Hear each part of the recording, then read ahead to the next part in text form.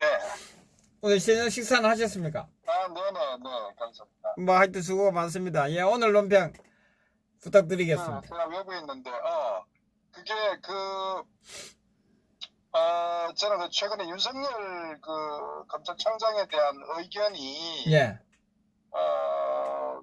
이렇게 좀 분분한 것 같아요. 소위 또 우파 쪽에 예, 기울은 어떤 그런 측면에 많이들 이렇게 말씀들 하시는 것 같아요. 예, 사실은 좀 그 부분에 대해서는 정확히 제가 좀 듣고 싶은 부분이 있는데, 예, 윤석열 총장에 대해서 마치 조국 수사를 하니까, 예, 마치 이제 우파를 대변하는 사람인 것처럼 하는데 저는 굉장히 위험한 생각이다. 예, 예, 그걸 말씀드리고, 그로 인해 가지고, 돌이킬 수 없는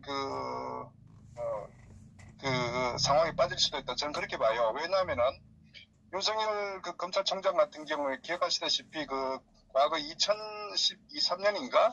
2013년쯤에 국정원 댓글 사건 때 이제 아마 윤석열 씨가 수사팀장으로 아마 그때 최동훈 검찰총장하고 예. 관련돼가 굉장히 논란이 많았었어요. 예, 그 당시에도 사실은 실제 국정원 댓글 사건 자체가 그렇게 큰 조직적으로 이게 대선에 엄청나게 영향을 준 그런 건 아닌데 예, 불구하고 사실 그 당시에 굉장히 이제 시끄럽게 검찰 내에서도 많은 말이 있었는데 공소권 같은 경우도 사실 윤석열 팀장이 본 임의로 위에 상부했던 그런 제가 없이 임의로 이제 공소권 변경도 했었고 그로 인해 가지고 여러 가지 조직상에도 문제가 많았었어요. 네, 만약에 윤석열 씨가 정말 우파적 사고를 갖고 있었다면 그 사건 자체를 냉정하게 보고 또 그 당시 초창기에 우리가 박근혜 정권 들어서면서 국정원 댓글 사건이 얼마나 시끄러웠어요. 예, 좌파들은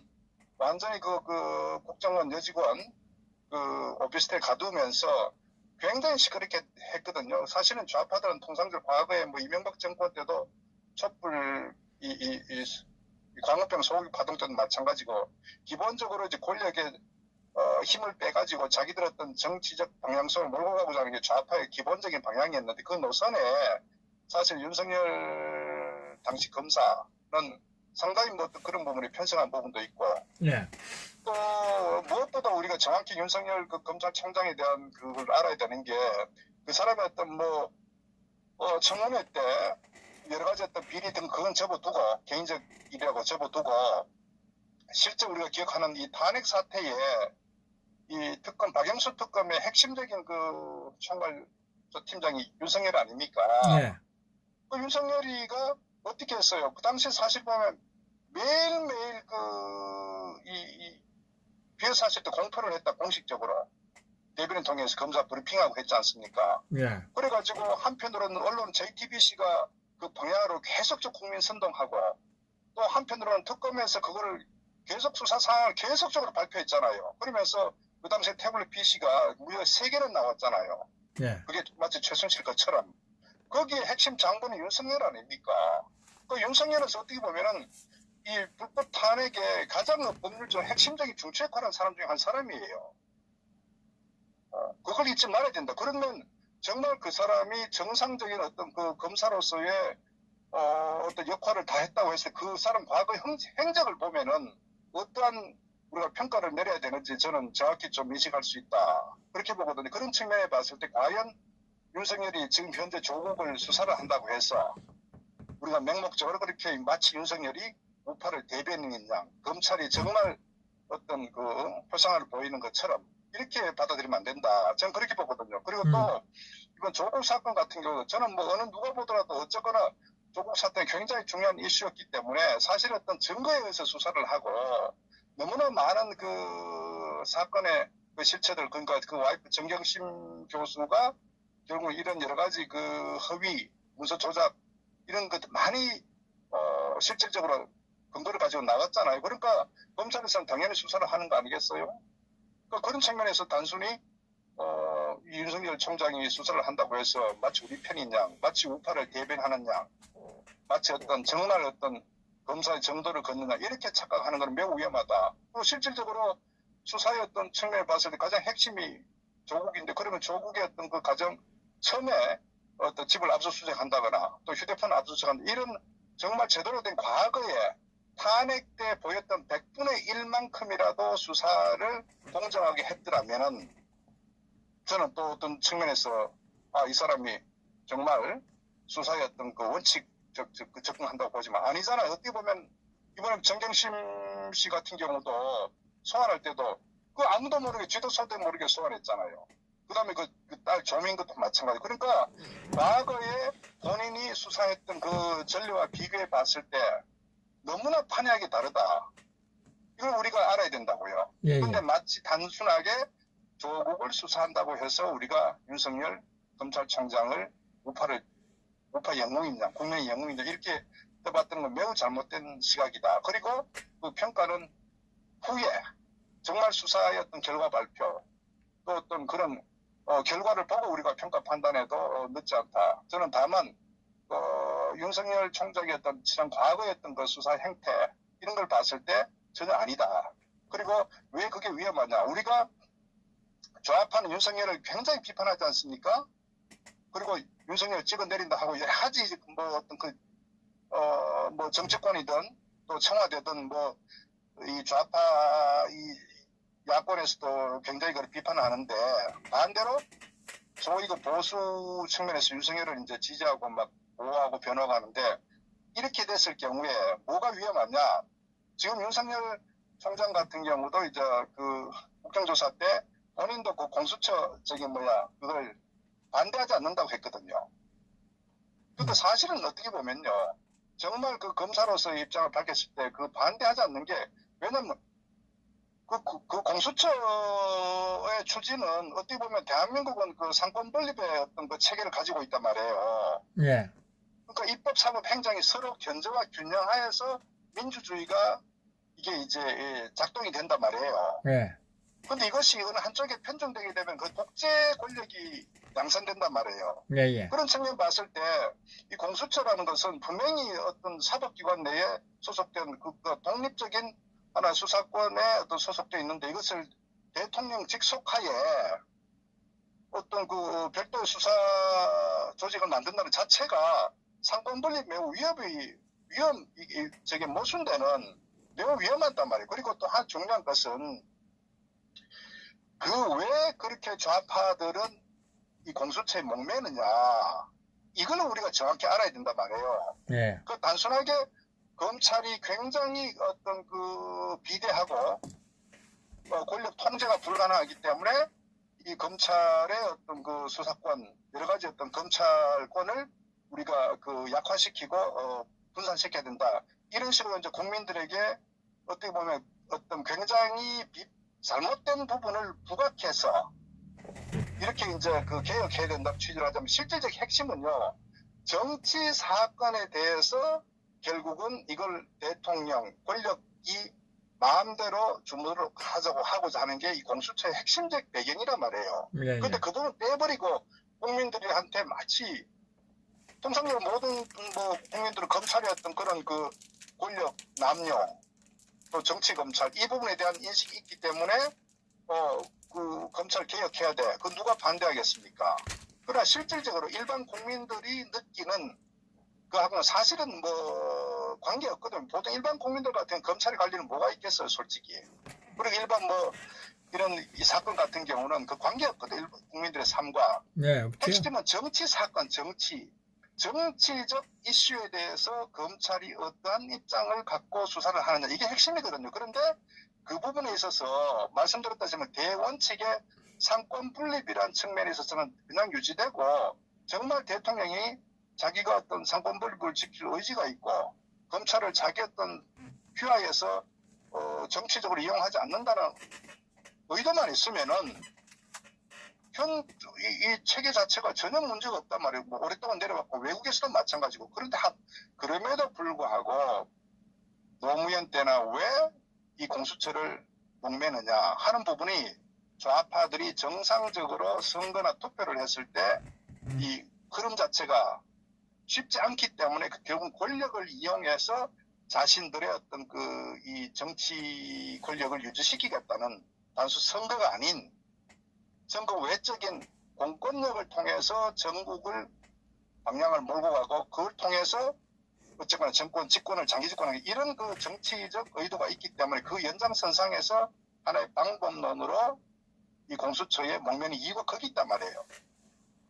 그래서 그런 부분에 공수처의 아주 명확한 배경이기 때문에 자 그러면 제가 그 말씀드리면 그 윤석열 그 검찰총장 같은 경우에 검사로서 자신도 어떤 명확히 잘 알 거란 말이에요. 그럼 오히려 공수처가 정상적으로 검찰이 작동할 필요 없다. 공수처는 옥상옥이고 더더구나 그 대통령의 어떤 권력에 핵심적 영향을 미치는 그런 굉장히 기형적 조직이기 때문에 이분에 대해서 오히려 저는 뭐 자기 소신 발언을 해야 됨에도 불구하고 공수처가 반대하지 않는다 하는 저는 그 의미를 우리가 되새겨볼 필요 있다. 그리고 말씀드렸다시피 현재 조국을 수사를 하면서 마치 윤석열이 굉장히 어떤 그 국민들의 어떤 검찰인 것처럼 비치는 이 상황에서 결국은 다음 후속적인 상황이 어떻게 전개되느냐 하는 부분이 바로 얼마 전에 국회 그 KTV입니까? 국회 그 방송 압수수색 했지 않습니까? 어저께인가요? 예, 국회 방송, 예. 왜 했겠습니까? 결국은 다음 타겟은 지난번 패스트트랙에 불법적으로 점거했던 국회 내에서 점거했던 그 대상들을 결국은 그 수사를 하겠다는 거 아니겠어요? 그럼 한 60명, 100여 명, 여야 합쳐 한 100여 명 정도 좀 검찰, 경찰, 검찰 고발돼 있는데 결국은 그 부분에 만약에 그때 칼을 대가지고 만약에 방향을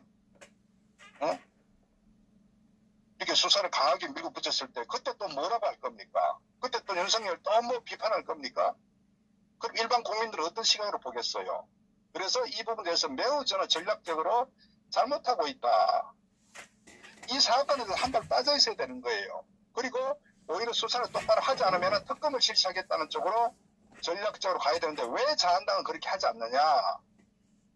결국은 자기들이 검찰에 고소 고발된 상태이기 때문에 칼끝이 자기들로 들어오기 때문에 검찰을 옥죄했을 때 자신들의 위치가 불안하니까 어떻게 보면 검찰을 윤석열을 두둔하는 경향이 저는 상당히 좀 정치적인 그런 상황이다. 저는 이렇게 보는 거예요. 그러니까 윤석열 검찰총장 쪽도 그렇고 이 자한당 내에서 윤석열을 바라보는 어떤 시각도 매우 저는 잘못됐다.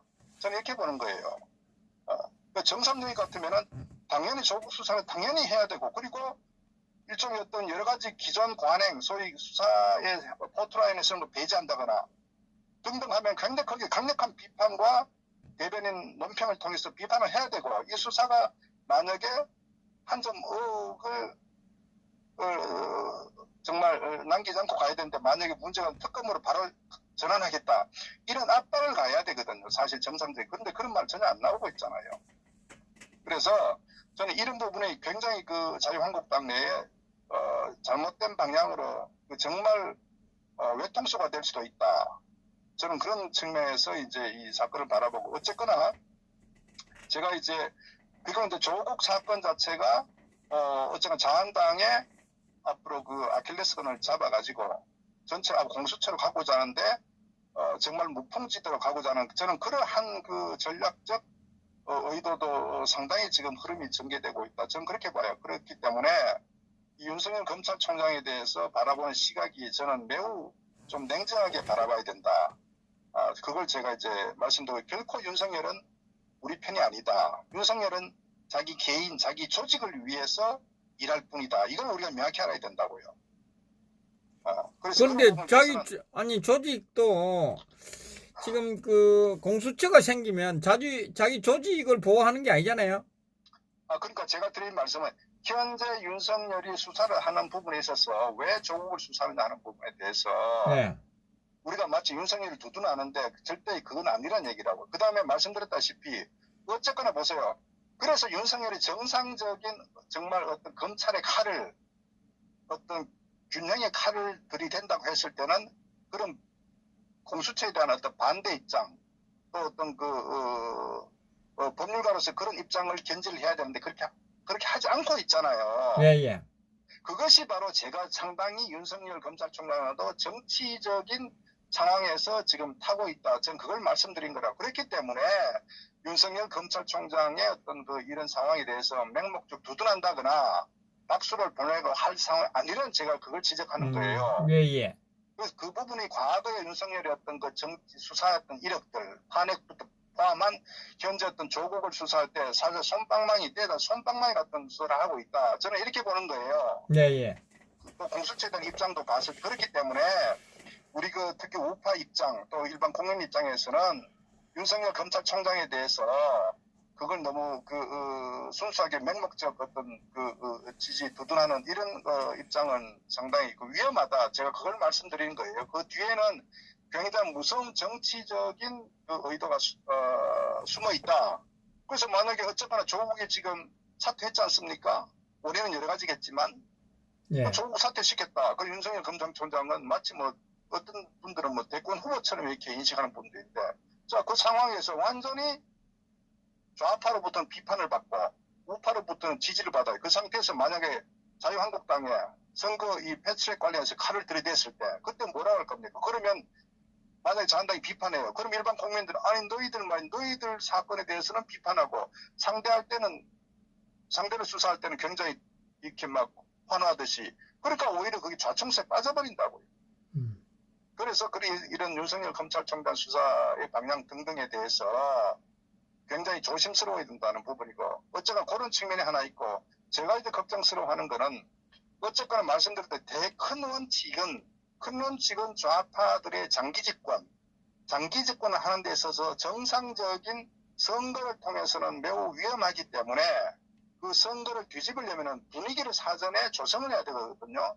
분위기 조성이란 것은 결국은 독재적 권력을 가지고 국민과 언론을 탄압해서 분위기를 몰고 가는, 거기에 결국은 이 공수처라는 부분에 매우 중요한 역할을 하고, 예. 또 한편으로는 이 연동형 비례제, 소위 좌파들의 연정이 가능하도록끔 이 선거 의석을 확보할 수 있는 이 선거제, 이 두 가지가 장기 집권의 핵심적인 포인트거든요. 그래서 예. 그 방향으로 지금 매우 위험을 가고 있고, 실제로 이미 그 지난 정계 특위 때 이미 통과 한번 했잖아요. 그러니까 마지막 한 번 남았잖아요, 지금.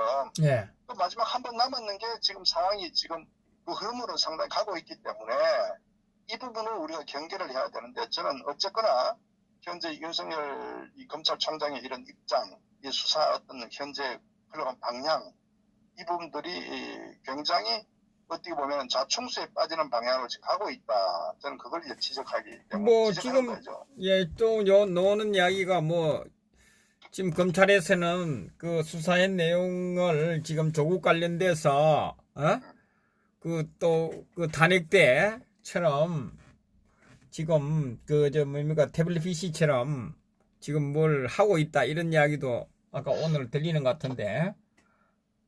그러니까 보십시오. 지난번 그 탄핵 사태 때 거의 뭐 맹목적 기소를 다 시켜버리고 적폐로 규정시켰고, 그 다음에 문재인 집권 이후에 결국은 이 수사총괄하는 게 윤석열 아닙니까? 서울중앙지검장이었잖아요. 예예.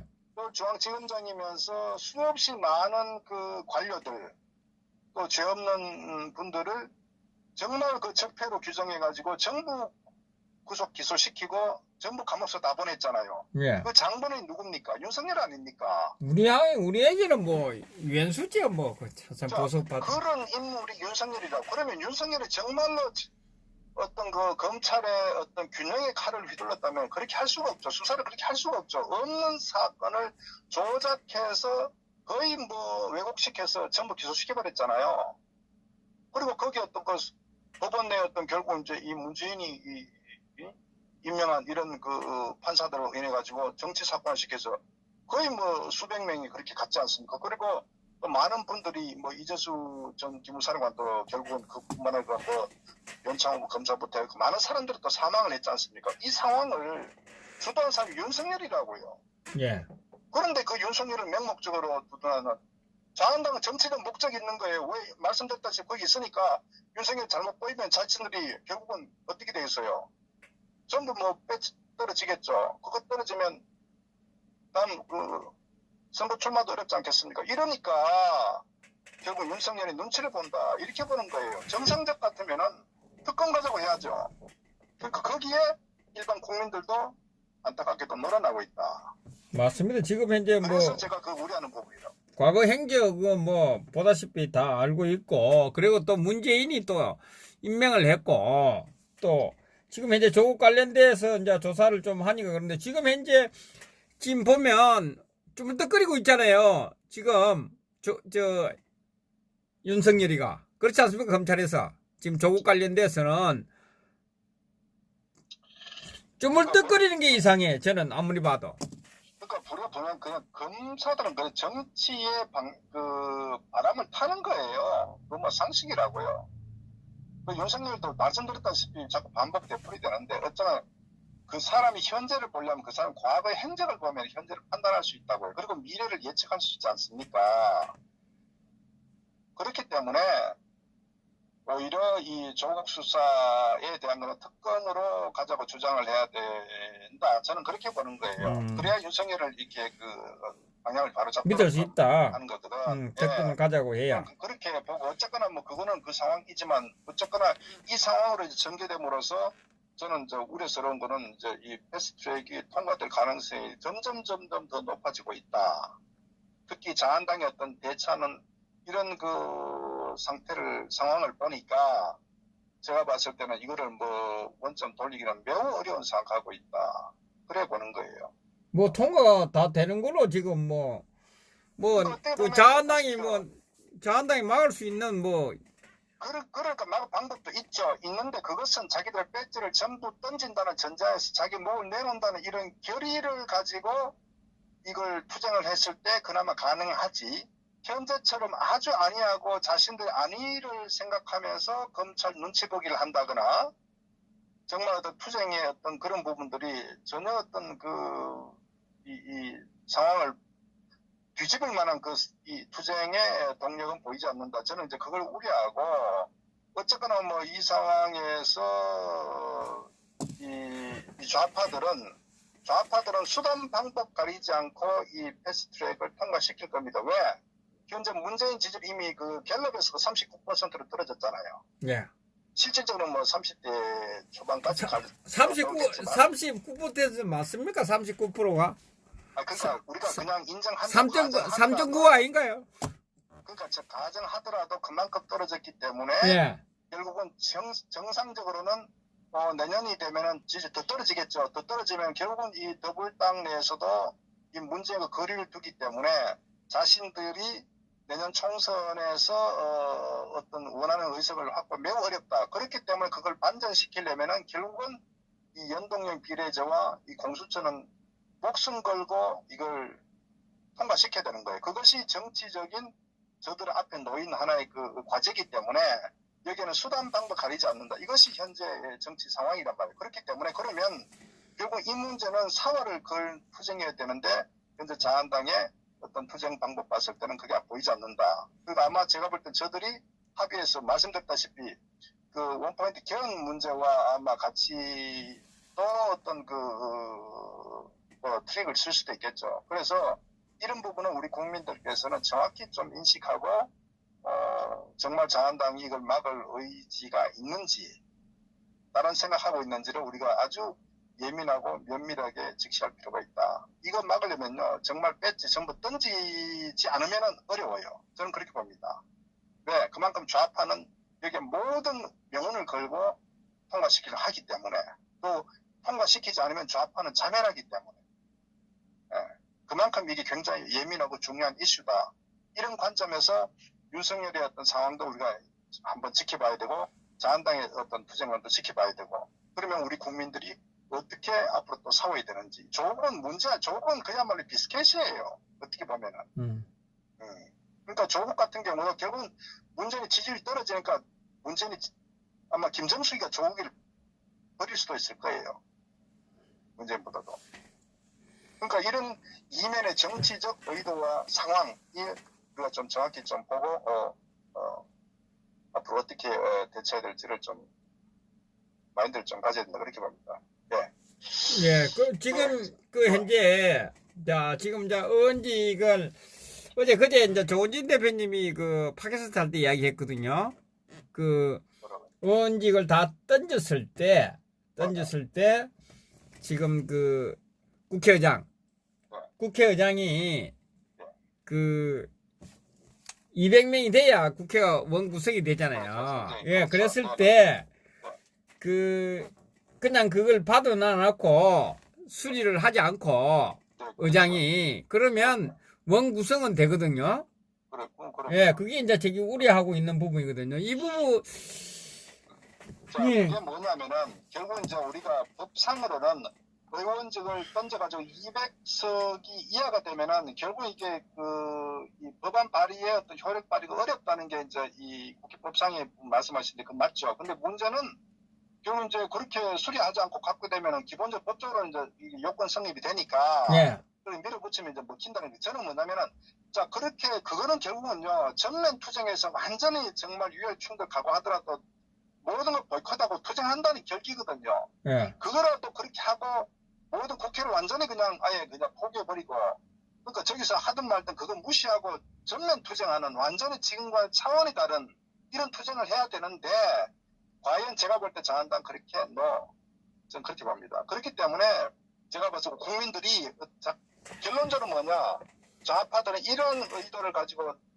치고 나오는데 결국은 이 자한당은 결국은 아주 아마추어적 대응 방법, 아주 안이한 대응 방법을 해가지고 결국은 굉장히 위험한 상황에 처해질 수가 있고 저는 저들이 뭐 의원직 던지지도 않을 뿐더러 제가 봤을 때 어쨌거나 지금 상황은 간단치 않다 그걸 말씀드리는 거예요. 지금의 이제 우리 압박해야 되는 거예요. 예, 박사님 말씀 들으니까 국회의원들의 권한을 포기했네요. 보니까 자한당의 국회의원 110명은 국회의원으로서의 자격을 포기했네. 지금 이래도 뭐하거든요. 국민이 나서야 되는 이런 상황에 와버렸네요. 보니까. 그건 뭐냐면은 국회의원들이 정치를 하는 이유가 있거든요.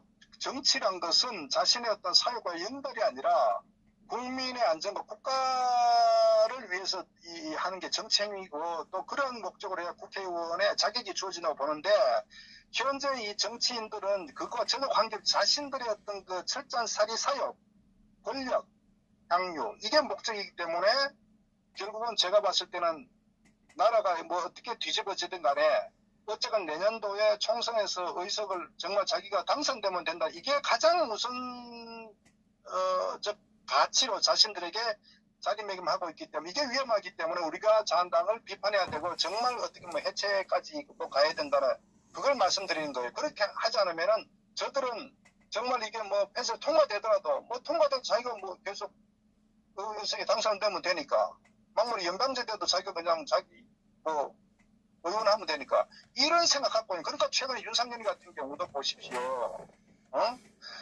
유승민하고 통합해야 된다고 저런 아주 천하의 간신 모사꾼이 어디 있습니까? 이것이 바로 국회의원의 현 주소란 말이에요. 그럼에도 불구하고 거기에 비판하는 의원들 누구 있습니까? 윤상현이가 그런 모사꾼적인 정말 폐륜적인 발언과 간신적인 행위를 함에도 불구하고 거기에다 비판하는 의원이 누가 있어요? 자한당 내에. 이것이 바로 자한당의 기회주의적 처신, 소위 정치인들이라고 정말 의원이고 정치인이지만 실질적인 국민을 위한 정치, 국가를 위한 정치하는 인물은 거의 찾아보기 힘들다. 그저 검찰이 칼을 갖다 대면은 그거 피해 나가려고 검찰 잘 보려고 윤석열 검찰총장님 그러면서 아주 잘 보내. 이런 아주 기회주의적 행태를 보이고 있는 것이 오늘날 자유한국당의 정치인들이다.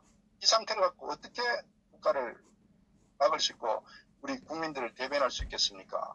그것이 실체가 자유한국당의 의원들의 현 정신이고 정체고 상황이기 때문에 자유한국당은 저는 뭐 99% 물갈이 시키지 않으면 안 된다.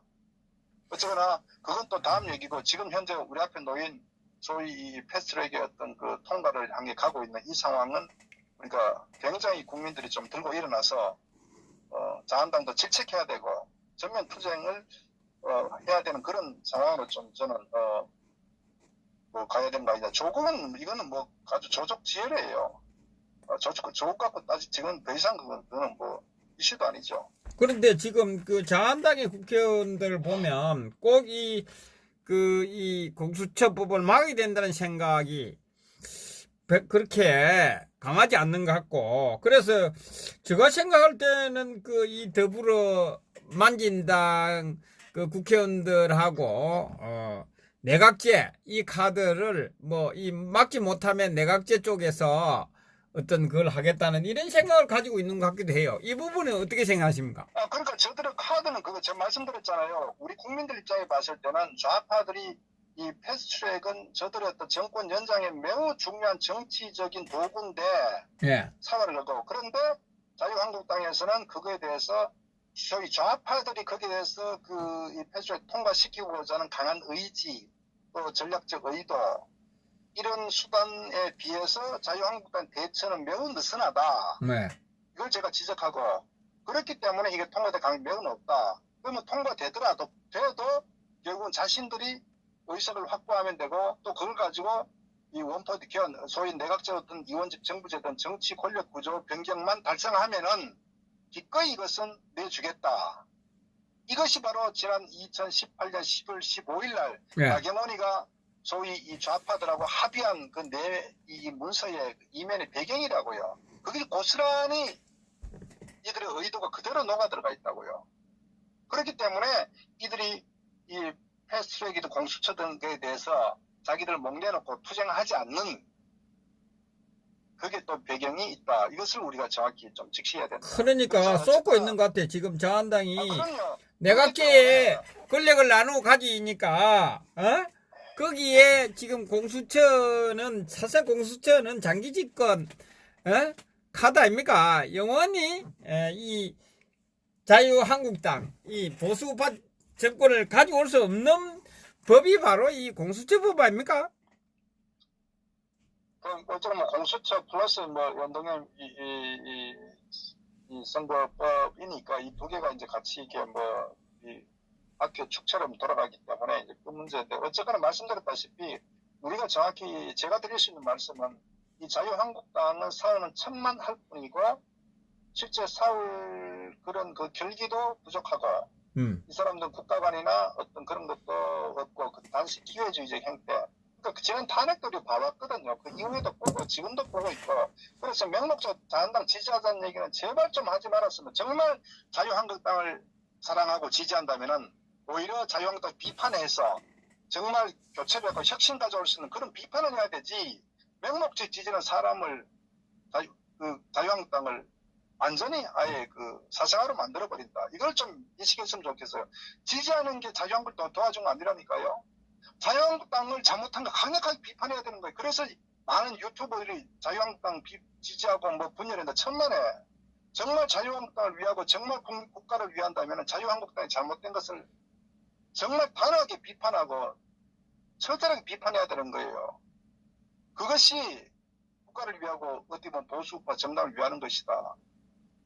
그리고 윤석열 같은 이런 기회주의 형태, 유승민이 어떠셨다, 이런 거 단호하게 비판해버려야 되는 거예요. 거기에 침묵하고 동조하는 듯한 유튜버들은 기생충이에요.